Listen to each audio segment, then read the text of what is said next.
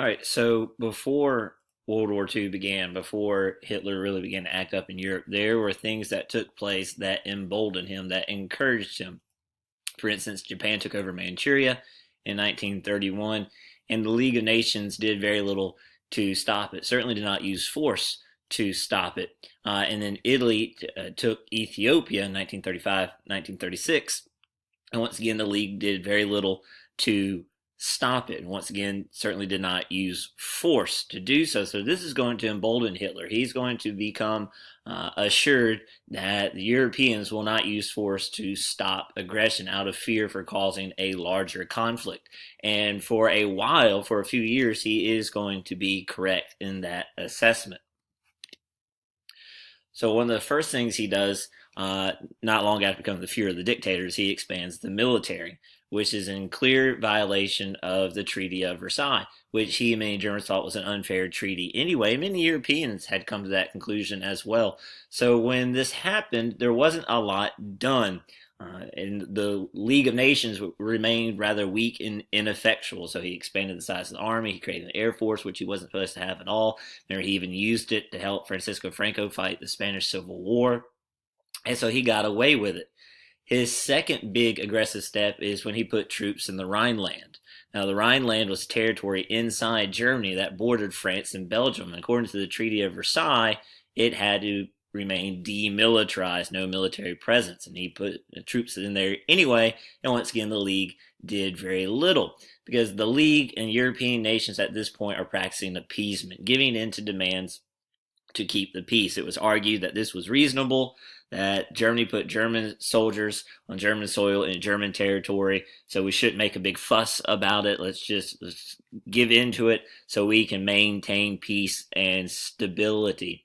His third aggressive step was taking Austria. Remember, that's where he was from, and many Austrians were ethnic Germans. It had long been a dream of Hitler and others to achieve Anschluss, unification between Germany and Austria. Now, the Treaty of Versailles clearly forbids this ever happening, but he had already violated the treaty anyway, and nothing had ever happened, so that's certainly not going to stand in his way. And he began to shore up some alliances so he could achieve Anschluss. He and Mussolini formed the Rome-Berlin Axis. At first, the two were a bit of rivals, but when Mussolini invaded Ethiopia, the whole world condemned it except for Nazi Germany. And this brought the two closer together. So Mussolini gave Hitler the go-ahead to begin to make moves on Austria. He also makes an anti-communist alliance with Japan, thinking ahead. Remember, in Mein Kampf, Hitler said Germany needed Lebensraum, and it would get that from Eastern Europe. What's in Eastern Europe? The Soviet Union. So he's thinking ahead that maybe one day Nazi Germany and militaristic Japan could work together to attack the Soviet Union, one from each side. And then after he shored up his alliances, what happens is there is an Austrian Nazi party, and those Austrian Nazis are inside the Austrian government, and they create this fake crisis and say that they need the help of Nazi Germany to maintain law and order, and the German army just marches into Austria. Now, Hitler's got an excuse for this. It's self-determination, which we learn in another chapter, the idea that every ethnic group had a right to be unified and have its own country. And most Austrians were German, so Hitler basically just told the world, I only want what the League says they are for self-determination. So he had an excuse for it because Austria was full of ethnic Germans, even though, once again, of course, this violates the Treaty of Versailles. So he's now taken over an entire country, and he got away with it and returns to Vienna a hero. Right?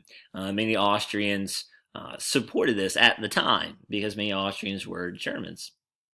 So he's put troops in the Rhineland. He's taken Austria. Next is going to be an area of northern Czechoslovakia called the Sudetenland. That's going to be his next aggressive action.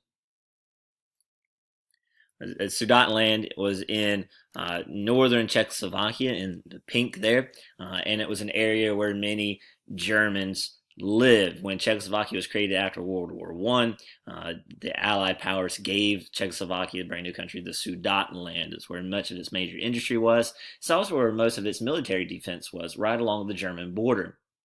And Hitler wanted it because there was a large population of ethnic Germans there. Once again, he went with the excuse of self-determination because it worked beforehand. He even threatened war.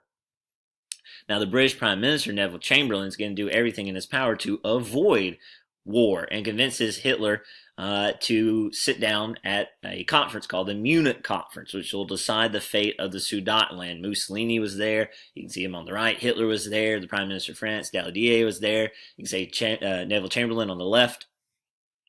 And they decide that Hitler should have the Sudetenland. Because they said, well, there are ethnic Germans there. It does make sense. Let's appease him. Let's avoid war. Neville Chamberlain, when he gets back home to London, he gives a press conference. He holds a Munich agreement in his hand, and he says, we have achieved peace for our time. And Hitler promises that he's done. He doesn't want anything else. But, of course, he's not done. Now, the future Prime Minister, Winston Churchill, he says England has been offered a choice between war and shame. She's chosen shame and will get war. He was one of the voices saying that you can't trust Hitler. He is not going to stop. Churchill also said this is only the beginning of the reckoning. This is only the first sip, the first foretaste of a bitter cup. So he's saying, look, there will be war. Hitler himself said our enemies are small fry. I saw them in Munich. Chamberlain said, oh, I shook Hitler's hand, looked him in the eye, we can trust him. Hitler says, they're small fry. We can do what we want. So then Hitler takes over the rest of Czechoslovakia, all of it. And this is where Britain and France finally woke up to the fact that Hitler is not going to stop. The next thing that he demands is the port city of Danzig in Poland, once again, because self-determination, because there are ethnic Germans there. Same old excuse. This time, Britain and France tell Hitler, if you mess with Poland, there will be war. And France and Britain assumes that if it comes to war, that the Soviet Union, Joseph Stalin, will support them because fascism hates communism and communism hates fascism. And the idea was surely Joseph Stalin would not tolerate the expansion of Nazi Germany into Eastern Europe.